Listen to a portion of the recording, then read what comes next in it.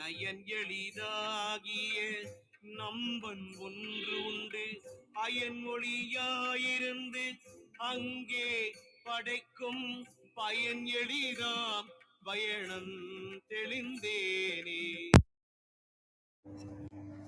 அனைவருக்கும் இனிய காலை வணக்கங்கள்.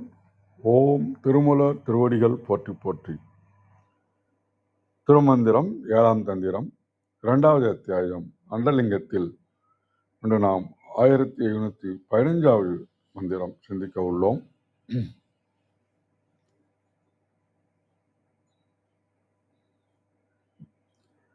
இந்த பாடலில் பார்த்தீங்கன்னா, இறைவனின் பேரண்ட பெருவடிவம், அவனுடைய அளப்பரிய தன்மை, இதை இந்த பாடலை நமக்கு விளக்குகின்றார். ஏன்னா இறைவன் அண்ட சராசரங்களெல்லாம் கடந்து நின்றாலும் அவனுடைய உண்மையான மறைப்பொருளை உணர்வது என்பது அரிது. ஏத்தினர் எண்ணிலி தேவர் எம் ஈசனை, ஏத்தினர் எண்ணிலி தேவர் எம் ஈசனை, வாய்த்தினர் வாச பசுந்தென்றல் வள்ளல் என்று, வாய்த்தினர் வாச பசுந்தென்றல் வள்ளல் என்று, ஆர்த்தனார் அண்டம் கடந்து அப்புறம் நின்று, ஆர்த்தனார் அண்டம் கடந்து அப்புறம் நின்று, காத்தனன் அவனின் கருத்து அறியாறு, காத்தனன் அவனின் கருத்து அறியாறு. விளக்கம் பார்த்தோம்னு வச்சிங்களா, ஏத்தினார் அப்படின்னாக்கா இந்த போற்றி வணங்குகின்றார்கள். எண்ணிலி தேவர் அப்படின்னா எண்ணிக்கையற்ற தேவர்கள். எம் ஈசனைன்றது எங்கள் எம்பெருமானாகிய சிவபெருமானை குறிக்கின்றது. வாழ்த்துகின்றார்கள் அப்படின்னா பலவாறு துதிக்கின்றனர். வாச பசுந்தென்றல் அப்படின்றார் பாருங்க. அப்படின்னா நறுமணம் வீசுகின்ற பசுமையான குளிர்ந்த தென்றல். ஆஹா, என்ன ஒரு ஓமை பாருங்க. வாச பசுந்தென்றல், நறுமணம் வீசுகின்ற பசுமையான குளிர்ந்த தென்றல் போன்றவனா இறைவன். அப்ப வள்ளல் என்றும் பெரும் கருணை கொண்டு அள்ளித்தரும் வள்ளல் அவன். ஆர்த்தனர், ஆர்த்தனர்னா பேரொளியோடு ஆரவாரம் செய்து வழிபடுகின்றார்கள். அண்டம் கடந்து, இங்குதான் அந்த அண்ட சராசரங்கள் எல்லாத்தையும் கடந்து, அப்புறம் நின்று, அதற்கு அப்பாலும் பேராற்றலாக நிற்கின்றான். காத்தனன், அனைத்தையும் படைத்து காத்து அருளுகின்ற அவனுடைய கருத்து அறியாறு, உண்மையான தன்மையும் திருவுள்ளத்தையும் தேவர்களாலும் அறிய முடியாது.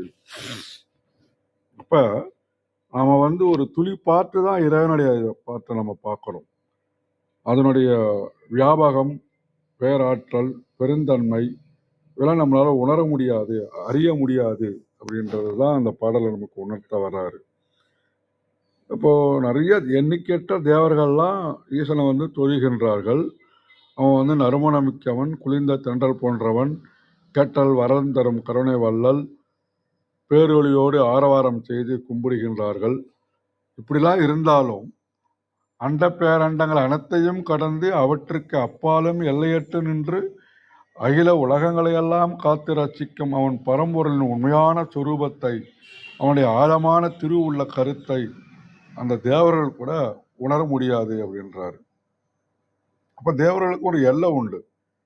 தங்களுக்குடைய போகங்கள் வரங்களை நல்பவனாக இருந்தாலும் அண்டலிங்க தத்துவம் அப்படின்றது இந்த இறைவனை இவ்வுலகமாக அண்டமாக விளங்குவதோடு மட்டுமல்ல, பிரபஞ்ச எல்லைகளையும் கடந்து நிற்கின்றான். அதான் அண்டம் கடந்து அண்டலிங்கம் காக்கின்றான்.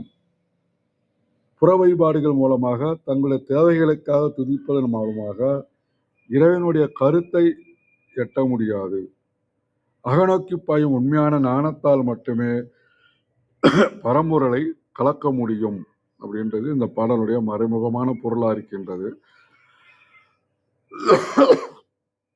ஒரு கதை பார்த்தோம்னா, ஒரு அடர்ந்த காடு, பல நூற்றாண்டுகள் பழமையான பெரிய ஆலமரம். இந்த ஆலமரத்தில் எண்ணற்ற பறவைகள், அணில்கள், பூச்சிகள், உயிரினங்கள் நிறைய வாழ்ந்து வந்தன. அது ஒரு பெரிய அண்டம் போலதான். தன்னிடம் அடைக்கலம் புகுந்த அத்தனை உயிர்களையும் காத்து நிற்கின்றது. அந்த ஆலமரத்து அடியில் பார்த்தீங்கன்னா ஒரு சின்ன எறும்பு புத்து. அதில் ஒரு வயதான எறும்பு. அது என்ன பண்ணும், தினமும் மரத்து உயரத்தை பார்த்து வியக்கும். ஆஹா, எவ்வளோ பெருசு, அது இலைகள் எவ்வளோ பசுமையாக இருக்குது, அது கொடிக்கின்ற நிழல் எவ்வளோ குளுமையாக இருக்குது அப்படின்னு தினமும் மரத்தை போற்று புகழ்ந்து கொண்டே இருக்கும்.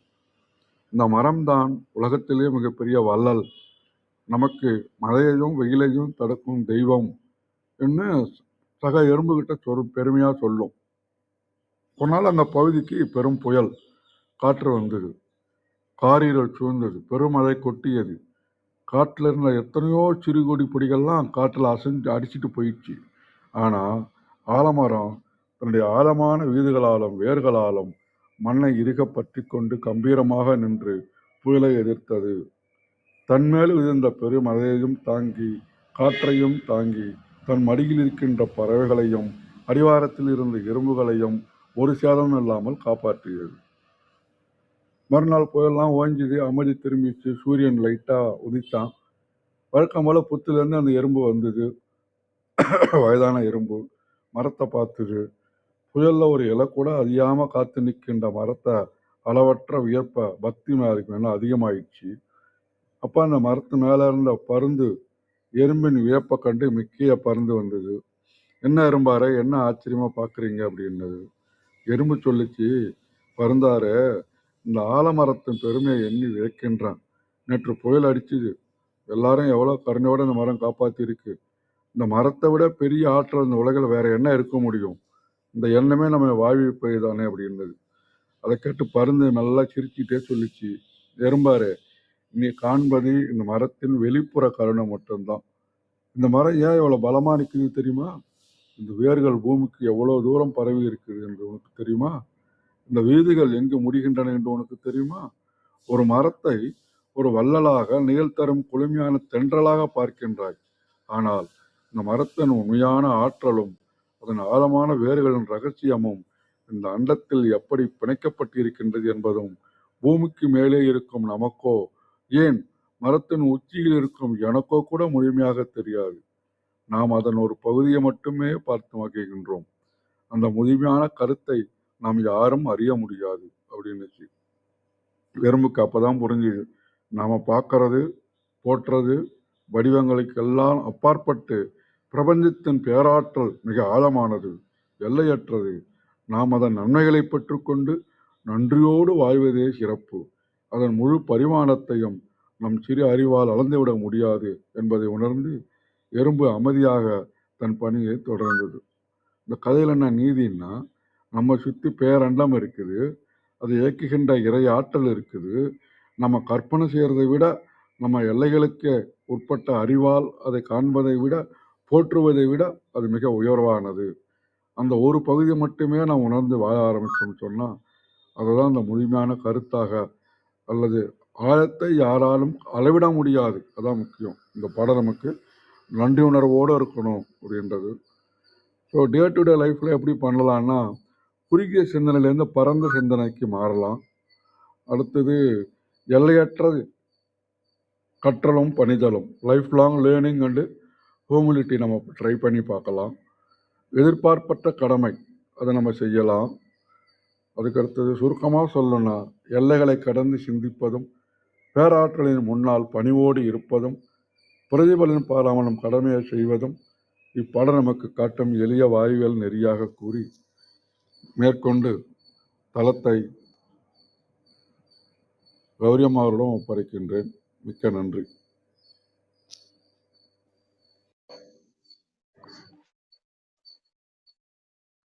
நன்றி ஐயா, மிக்க நன்றி. அனைவருக்கும் அன்பு வணக்கம். ஓம் நந்தியம்பெருமான் திருவடி போற்றி. ஓம் திருமூலர் திருவடி போற்றி. ஓம் நம சிவாய். திருமந்திரம் 1715. ஏத்தினர் எண்ணிலி தேவர் எம் ஈசனை. ஏத்தினர் எண்ணிலி தேவர் எம் ஈசனை வாழ்த்தினர் வாசப் பசுந்தென்றல் வள்ளல் என ஆர்த்தனர் அண்டங் கடந்த புறநின்று காத்தனன் என்னும் கருத்தறியாரே. Translation. Numberless celestials praised our Lord as liberal donor, hailed him as fragrant fresh breeze, transcending cosmos standing beyond, he protected, they knew not the idea. அப்படின்னு போட்டிருக்கிறாங்க. ஒரு நிமிஷம்.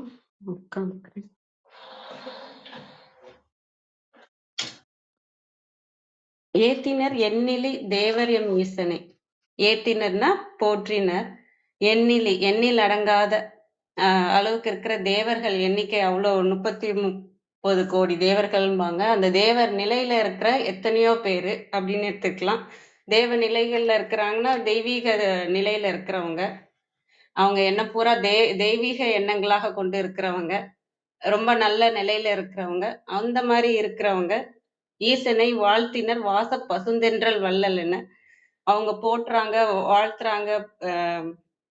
பசுந்தென்றல் வள்ளல் இந்த மாதிரிலாம் வந்து போற்றி புகழ்றாங்க. ஆர்த்தனர்னா இன்னும் ஒலி எழுப்புறது, கோஷம் போடுறது, அந்த மாதிரி.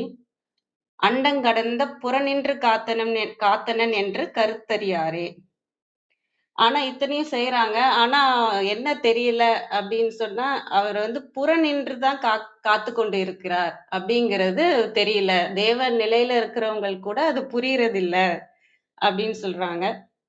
ஏன் புரியறதில்ல? இப்ப அண்டமா பார்த்தோம்னா, அவர் வந்து இந்த மாயை உலகத்தோட இல்ல. இந்த மாயை உலகத்துக்கு ஆதாரமாக தான் இருக்கிறாரு. இப்ப அண்டம் கடந்து தான் இருக்கிறாரு. நம்ம இந்த அண்டம்ங்கிறது என்ன? இந்த இறைவன் சக்தியோட சேர்ந்து திருவிளையாடலுக்காக வெளிப்பட்ட விஷயங்கள் தான் இந்த அண்டமாக இருக்கிறது.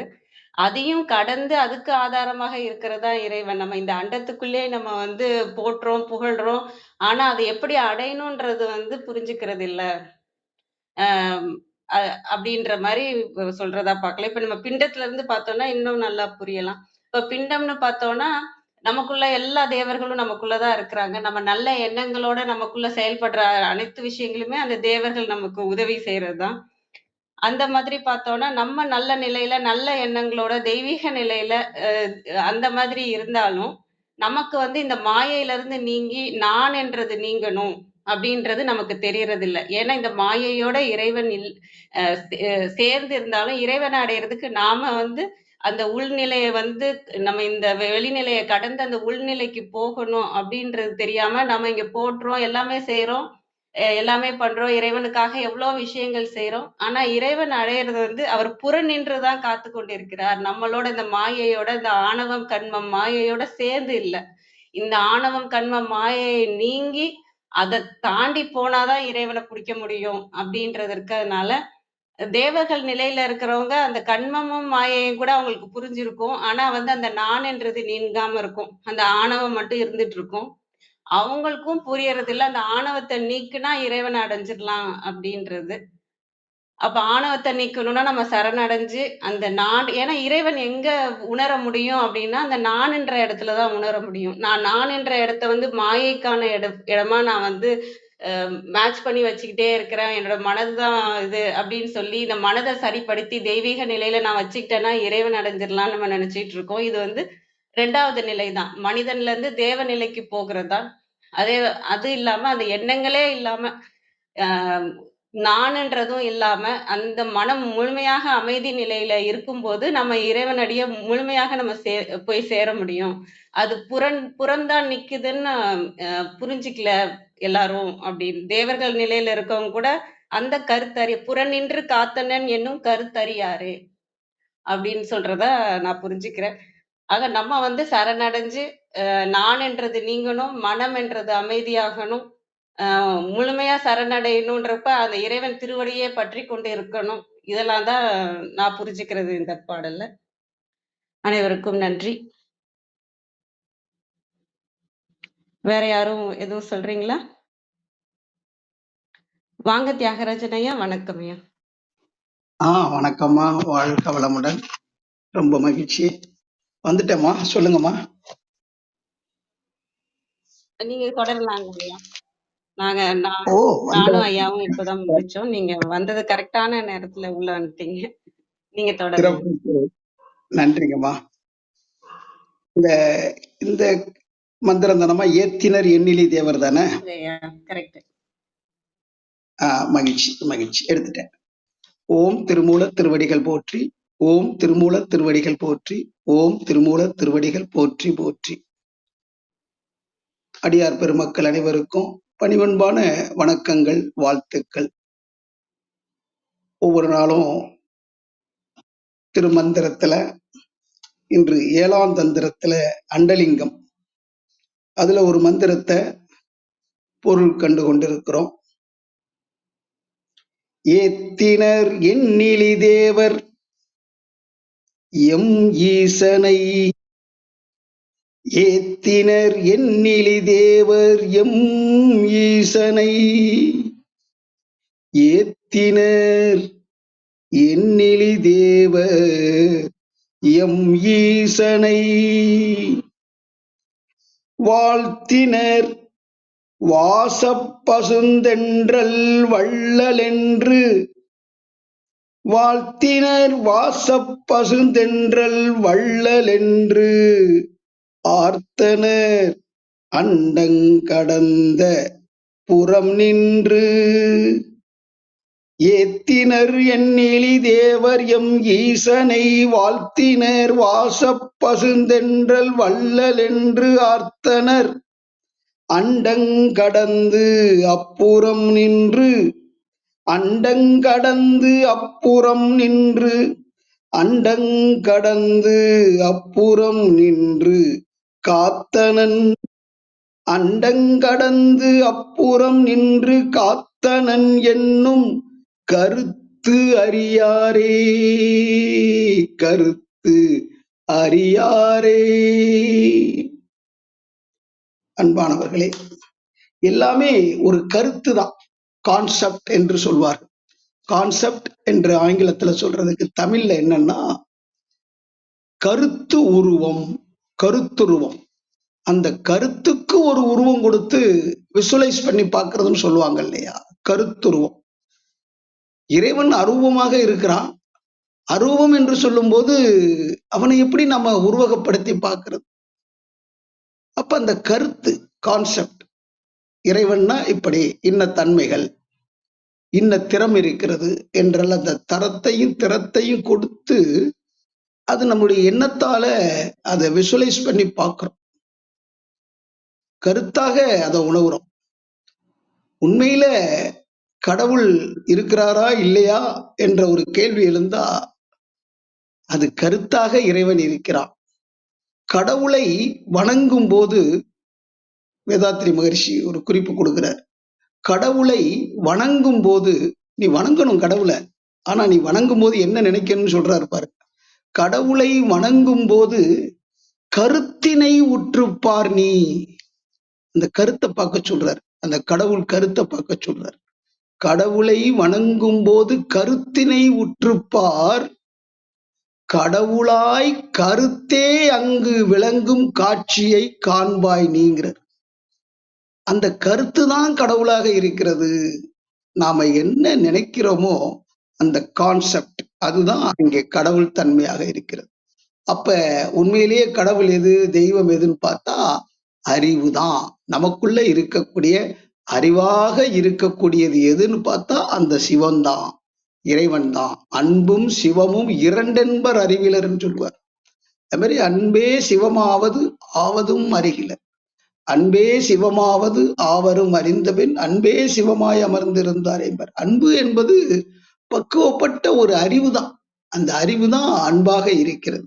அதனால அந்த தெய்வ நிலையை உணர்ந்தவர்கள் எண்ணிலி தேவர், எத்தனையோ பேர், அவங்க எல்லாருமே என்ன பண்ணாங்க, ஏற்றி வந்தார்கள், இறைவனை போற்றி வந்தார்கள். மனசுக்குள்ள வச்சு அந்த கருத்தை, இறைவன் அவன் இல்லைன்னா உலகமே இல்லை, அவனுக்குள்ளதான் இந்த உலகமே இருக்கு, உலகமே அவனால் படைக்கப்பட்டதுதான், இந்த உலகத்தை காத்து வருபவனே அவன்தான் அப்படின்னு அவனுடைய பெருமைகளை அப்படியே திகைச்சு போய் அப்படியே போற்றி வணங்குறாங்க. வேதாத்ரி மகரிஷி ஒரு பாடல்ல குறிப்பார், என்னுள் அவனை வைத்தேன் ஏற்றி வந்தேன் போற்றி வந்தேன். இறைவனை அவர் நமக்குள்ள பாக்குறாரு. உள்ளம் பெருங்கோயிலா ஆசான் சொல்றாரு இல்லையா, அது மாதிரி நமக்குள்ள இறைவனை பார்க்கிறார். என்னுள் அவனை வைத்தேன் ஏற்றி வந்தேன் போற்றி வந்தேன், என்னை அவனுள் இணைத்தான். அப்ப அவனுக்குள்ளதான் நாம இருக்கும்போது, நமக்குள்ளேயே அவன் இருக்கிறான்னு நினைக்கும் போது அவனுக்குள்ளதான் நாம இருக்கிறோன்ற அந்த உணர்வு வருது. என்னை அவனுள் இணைத்தான் இறைவன் ஆகி பாடுகின்றேன். அவனோட இணைஞ்சு இருக்கும் போது இறைவனும் நாமும் வேறு வேறு அல்ல, அந்த நிலையில பாடுறாராம். அதாவது அந்த ஒன்று கலந்த நிலையில, உயிர் கலப்பாகிய நிலையில பாடுறார். என்னுள் அவனை வைத்தேன், ஏற்றி வந்தேன், போற்றி வந்தேன், என்னை அவனுள் இணைத்தான், இறைவனாகி பாடுகின்றேன். உன்னுள்ளும் இவ்வுண்மை, நமக்குள்ளே அந்த உயிர் இருக்குதுல்ல, அந்த ஆற்றல் இருக்குதுல்ல, உன்னுள்ளும் இவ்வுண்மை உணர்ந்து கடை தேறுதற்கு, கடை தேறுதல்னா அந்த முழுமை அடைகிறதுக்கு, முக்தி நிலை அடைகிறது. உலக மக்கள் அனைவரையும் ஒருங்கிணைத்து பாடுகின்றேன். உலக மக்கள் அனைவருமே அந்த அகக்காட்சியில பார்க்கும்போது ஒன்றாகவே இருக்கிறாங்க. எல்லாமே இந்த உலகம், நட்சத்திரங்கள் அத்தனையும் அதிலிருந்து வந்தது தானே. இந்த பிரபஞ்சமே அதுக்குள்ள அடக்கமாயிருப்பது தானே. இந்த பெருமைகளை எல்லாம் உணர்ந்து அந்த தெய்வ நிலையை அறிந்தவர்கள் ஏற்றி வந்தார்கள், எம் ஈசனை வாழ்த்தி வந்தார்கள். எப்படி? வள்ளல். வள்ளல்னா யாரு? நமக்கு தேவையானத தேவையான போது தேவை அறிந்து கொடுக்கறது இல்ல, தேவைக்கு மேலேயே வாரி வழங்குறவங்க. நம்ம தாயினுடைய கருவறையில இருக்கும் போதே நம்ம உயிர் வளர்வதற்கு உண்டான ஊட்டத்தை கொடுத்தான். வெளியில வந்த பிறகு சுவாசிக்கிறதுக்கு காத்து ஏற்கனவே இருப்பாக இருந்தது. இந்த குடல்ல ஒரு பசி ஏற்படுமே, அந்த பசியை போக்குறதுக்கு என்ன பண்றது அப்படின்னு பார்த்து தாயினுடைய மார்பகத்துல அந்த அமுத சுரக்க வச்சான். அதை எப்படி சப்பி குடிக்கணுங்கிற அந்த உணர்வையும் உள்ளுக்குள்ள ஏற்படுத்தி வச்சான். இதெல்லாம் சிந்திச்சு பார்த்தா என்ன வியப்பு பாருங்க. எல்லாமே ஒரு காரண காரியத்தோடையே எல்லாமே நடந்து கொண்டிருக்குதே. அப்படிப்பட்ட வள்ளல், கேட்காமலே வாரி வாரி கொடுத்து கொண்டிருக்கின்ற வள்ளலாக இறைவனை பார்க்கிறாங்க. அதுவும் பசுந்தென்றல்னு சொல்றாங்க பாருங்க. தெற்கு பக்கத்துல இருந்து வீசுற காத்த தென்றல் என்றும், வடக்கு பக்கத்துல இருந்து வீசுற காத்த வாடை என்று சொல்வார்கள். அது மாதிரி கொண்டல் என்றும் சொல்லுவாங்க. இப்படி ஒவ்வொரு கீழே காத்து, மேல காத்து, இப்படி எல்லாம் சொல்றது. அதே மாதிரி வாடக்காத்துங்கிறது வடக்க இருந்து வீசுறது, தென்றல் காத்துன்னா தெற்கு புறத்துல வர்றது. அப்ப நமக்கு தெற்க இருந்து வர்றது, அருள்பாலிக்கிறது யாரு என்றதை சிந்திச்சு பார்க்கணும். இப்ப நம்ம உடல்ல தெற்கு பாகம் எது? தென்புலத்தார் என்று சொல்வார்கள். அப்ப இந்த உச்சியில ஞாபகத்தை வச்சு கவனிக்கும் போது அந்த பிரபஞ்ச காந்த சக்தி உடலுக்கெல்லாம் வாரி வழங்கி கொண்டு இருக்குது. இந்த உடல் பிராக்ஷன் டிமாண்ட், டோட்டாலிட்டி சப்ளைஸ் என்று ஞானிகள் சொல்லுவாங்க. இந்த உடல் என்ன விரும்புதோ அதை அந்த பிரபஞ்சம் நமக்கு கொடுத்து கொண்டே இருக்கிறது. Fraction demand, totality supplies. இது மாதிரி அந்த வள்ளலாக இருந்து, அதுவும் பசுந்தென்றல், இளமை அப்படியே தொழிற்சி வரும்போது இருக்கக்கூடிய அந்த தென்றல் வீசும் போது என்ன இன்பமோ மனசுல அப்படின்னு ஒரு திரைப்பட பாடல் இருக்கும். அந்த மாதிரி எவ்வளவு ஒரு ஆனந்தம் ஏற்படும். அப்படி அதை அந்த அனுபவிக்கும் போது இறைவா அப்படின்னு இறைவனை வாழ்த்துறாங்களாம், போற்றுறாங்களாம். அது மட்டும் இல்ல, ஆர்த்தனர் என்று சொல்றாங்க. வள்ளல் என்று ஆர்த்தனர், ஆர்ப்பரிச்சு பூரிச்சு போய் நிக்கிறோம். அப்படிப்பட்ட அந்த தன்மைகளை எல்லாம் நினைச்சு நினைச்சு பார்த்து வியந்து போய் நின்று கொண்டு இருக்கிறோம். ஆனா அவன் எப்படி இருக்கிறான் அப்படிங்கிறது மட்டும் நமக்கு தெரியல அப்படிங்கிறத குறிக்கிறார். அதாவது அண்டங்கடந்து அப்புறம் நின்று காத்தனன். அப்ப எப்படி அது காப்பாக இருக்குதுன்னு பார்த்தா, நம்மள சுற்றி இருந்தும் காக்குது, நமக்குள்ளேயும் அது இருக்குது, நமக்குள்ள உறுதுணையாக இருக்குது, கவசம் போல நமக்கு பாதுகாப்பும் கொடுத்து கொண்டிருக்கிறது. உறுதுணையாக, பாதுகாப்பாக. அது மட்டும் இல்ல, நமக்குள்ள இருந்து இதை செய்யி இதை செய்யாதே என்று வழி நடத்தி கொண்டிருக்கின்ற அற்புத பொருளாகவும் அறிவாகவும் அதுதான் இருக்குதுங்கிற அந்த சிவத்தை புரியணும். அதுதான் அந்த அண்டத்தையே காத்து கொண்டிருக்கிற லிங்கம். நமக்குள்ளேயும் அது இருக்குது. இப்ப லிங்கம்னா பொருள் விளங்கி போச்சா? லிங்கம்னா நமக்குள்ள இருக்கக்கூடிய அந்த கான்சியஸ்னஸ் என்று சொல்லக்கூடிய அந்த அறிவு நிலையத்தான் குறிக்குது. பிரபஞ்சம் முழுக்க இருப்பது அதுதான், நமக்குள்ள இருப்பதும் அதுதான், சதாசிவமாக எங்கும் நிறைந்திருப்பதும் அதுதான். அதுதான் சதாசிவம் என்று சொல்லும் போது சூழ்ந்து இந்த பிரபஞ்சத்தையே காத்து கொண்டிருப்பது. இந்த ஒட்டுமொத்த பிரபஞ்சமும் எங்க மிதக்குதுன்னு பாருங்க. இந்த பூமி எங்க மிதக்குது, சூரியன் எங்க மிதக்குதுன்னா வெளியில தான் மிதக்குது. அதே மாதிரி கொத்து கொத்தா இருக்கக்கூடிய அந்த இயக்கங்கள் 27 நட்சத்திர தொகுதியா சோதிடர்கள் குறிக்கிறாங்க பாருங்க. நட்சத்திர கூட்டங்களை அப்படியே மேசம், ரிஷபம், மிதுனம், கடகம், சிம்மம், கன்னி, துலாம், விருச்சிகம், தனுசு, மகரம், கும்பம், மீனம்னு 12 நட்சத்திர தொகுதிகளாக பிரிச்சு அப்படியே குறிப்பா அந்த 27 நட்சத்திரங்கள் சொல்லுவாங்கல்ல, அஸ்வினி முதல் அந்த ரேவதி வரைக்கும் அது எல்லாம் தொகுப்பாக இருக்குது அப்படின்னா இதெல்லாம் ஒரு கணக்கீடு தான். அப்ப கொத்து கொத்தா இயங்கக்கூடிய அந்த ரகசியங்களை எல்லாம் நம்ம பார்க்கும்போது இதையெல்லாம் கடந்து அண்டங்கடந்து அப்படின்னு இந்த பிரபஞ்சத்தை எல்லாம் கடந்து நின்று பார்க்கும்போது அப்புறம் நின்று காத்தனன் அப்படியே எல்லா புறமும் 360 டிகிரியும் சூழ்ந்து அழுத்தி உள்ளுக்குள்ளேயும் அதுவே நிறைந்து அது ஒரு பாய்ம பொருளாக இருக்கிறது. மைட்டி ஃப்ளூயிட் என்று சொல்வார்கள். Divine mighty fluid. ஃப்ளூயிட்னா தங்குதடை இல்லாம ஊடுருவி நிறைந்திருக்கக்கூடிய பாய்ம பொருள்னு அர்த்தம். அப்படி பாய்ந்து எல்லாவற்றிலும் ஊடுருவி நிறைந்திருக்கக்கூடிய அந்த தெய்வீகம்தான் அப்படி இருக்குங்கிற கருத்தை நம்ம அறியாம இருக்கிறோமே. எல்லா இடத்துலயும் இறைவன் இருக்கிறான்னு சொல்றோம். அவன் ஊனுக்குள்ள உடலுக்குள்ள இருக்க மாட்டானா? தூண்லையும் துரும்புலையும் இருக்கக்கூடியவன் நமக்குள்ள இருக்க மாட்டானா? இதையெல்லாம் உணர்ந்து எங்கும் நிறைந்திருக்கின்ற அந்த பரம்பொருளை நினைந்து வாழ்வோம், வெல்வோம், உயர்வோம் என்று கூறி வாய்ப்பளித்த அவையோருக்கு பணிவன்பான நன்றிகளை தெரிவித்து நிறைவு செய்து கொள்கின்றேன். ஓம் திருமூலர் திருவடிகள் சரணம். ஓம் திருமூலர் திருவடிகள் சரணம். ஓம் திருமூலர் திருவடிகள் சரணம் சரணம். நன்றி. நன்றிங்கம்மா. நன்றிங்க ஐயா. நன்றிங்க ஐயா. மிக அருமை ஐயா. மிக்க நன்றி. வாங்க விந்தியாம்மா. வணக்கம் அம்மா.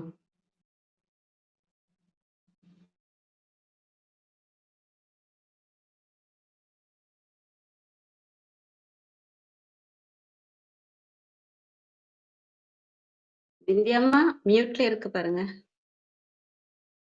நன்றிங்கம்மா.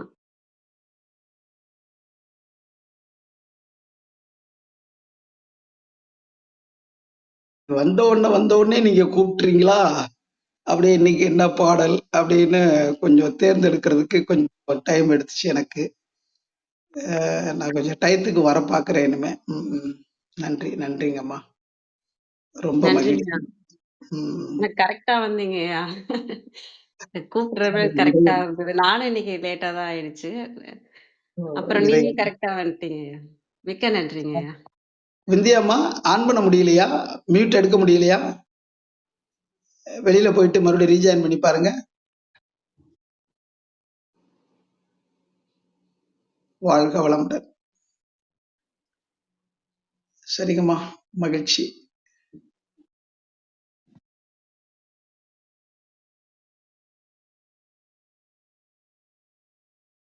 விந்தியாம்மா வரீங்களா? வாங்கம்மா. அனைவருக்கும் வணக்கம். ஓம் சிவசக்தி போற்றி. ஓம் திருமூலரே போற்றி. 1715வது திருமந்திரம். ஆருயிர்க்கெல்லாம் அருள நிற்பவன். திருமந்திரம். ஏத்தினர் எண்ணிலி தேவர் எம் ஈசனை வாழ்த்தினர் வாச பசுந்தெஞ்சல் வள்ளல் என்று ஆர்த்தனர் அண்டம் கடந்து அப்புற நின்று காத்தனன் என்னும் கருத்து அறியாரே. அருமையான திருமந்திரம். எண்ணற்ற தேவர்கள் வானுலகத்தவர் எம் இறைவனான பரம்பொருளை போற்றி துதித்தனர். வாச பூமணம் சுமந்து வரும் சோலை தென்றலைப் போல சுகம் தரும் வள்ளல் என்று வாழ்த்தி வணங்கினர். தங்களுக்கே அவன் தலைவன் தயை புரிபவன் என்று எண்ணி மகிழ்ச்சி கூத்தாடினர். ஆனால் இறைவன் அவர்களையும் தாண்டி அண்டங்களுக்கு அப்பாலும் நின்று உயிர்களை காத்தருளும் கருணாநிதி என்னும் உண்மையை அவர்கள் அறியவே இல்லையே. பசுந்தென்றல் என்பதற்கு சோலை தென்றல் என பொருள் கொள்ளலாம்.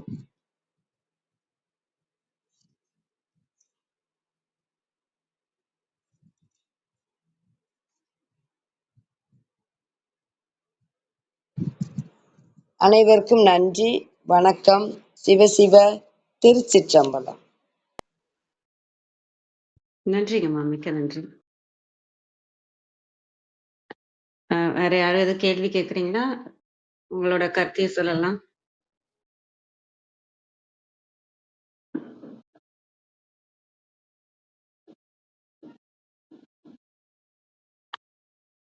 நிறைவு செஞ்சுக்கலாங்களா? அம்மா கழக வெளியீட்டில் உள்ள கருத்துக்களை பதிவு பண்ணிடுறேம்மா. எம்மை please. ஆளும் பெருமானாகிய அழிவில் செல்வனை 33 என வரையறுக்கப்பெறும் அளவிலாத தேவர்கள் மனம் கமழ்கின்ற இளம் தென்றலாக கருதப்படும் காற்றும் ஏனை பூத 5 திருவுருவில் வைத்து வழிபடப்படுகின்றனர். அதற்கு மேலுள்ள அருவுருவத் திருமேனியை ஏனும் அத்தேவர்கள் அறியார். சிவன் இம்முத்திரத் திருமேனிக்கும் அண்டங்களுக்கும் அப்பால் விளங்கும் இயற்கை உண்மை உணர்வு திருமேனியை அத்தேவர் எங்ஙனம் உணர்வர்? வாச பசுந்தென்றல் வள்ளல் என்று இதன் பொருள் பஞ்சபூதங்களையே தன் உருவாக் கொண்ட சகுன பரசிவத்தை வாழ்த்தினர். தேவர் பூசித்தனர்.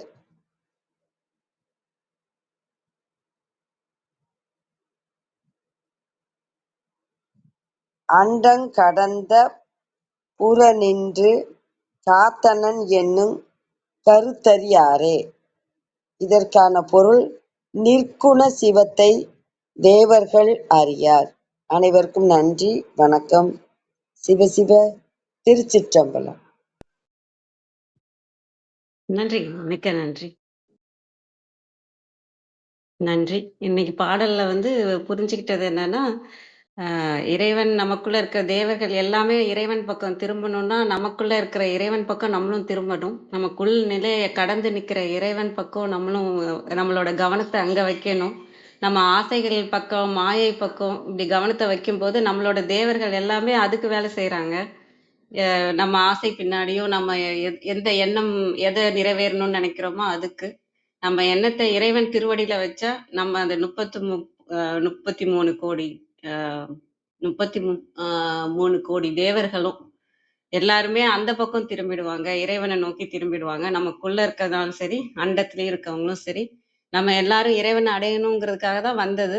அந்த வந்த நோக்கத்தை மட்டும் நம்ம திரும்பிட்டோம்னா போதும், அவங்க அத்தனை பேரும் நமக்கு துணையா இருப்பாங்க.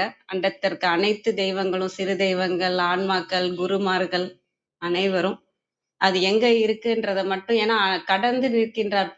இங்க நம்ம பக்கத்துல இல்ல, கடந்து நாமளும் உள் கடந்து போனா நம்மளை பிடிச்சோன்னா அந்த தேவர்களும் நமக்கு துணையா இருப்பாங்க. நம்ம வந்த வேலையை செய்யறோம்னு அவங்களும் சந்தோஷமா நமக்கு உதவி செய்வாங்க. அந்த இதுதான் நான் இந்த பாடல்ல புரிஞ்சுக்கிறது. திருவடியை சரணடைவோம். அனைவருக்கும் நன்றி. இன்று எங்களுடன் இணைந்த அனைத்து உள்ளங்களுக்கும் எங்களது மனமார்ந்த நன்றிகள். மீண்டும் நாளை காலை 6:30 மணிக்கு சந்திப்போம். தளம் நிறைவு பெறுகிறது. திருமூலர் திருவடிகள் சரணம் சரணம். திருமூலர் திருவடிகள் சரணம் சரணம். திருமூலர் திருவடிகள் சரணம் சரணம்.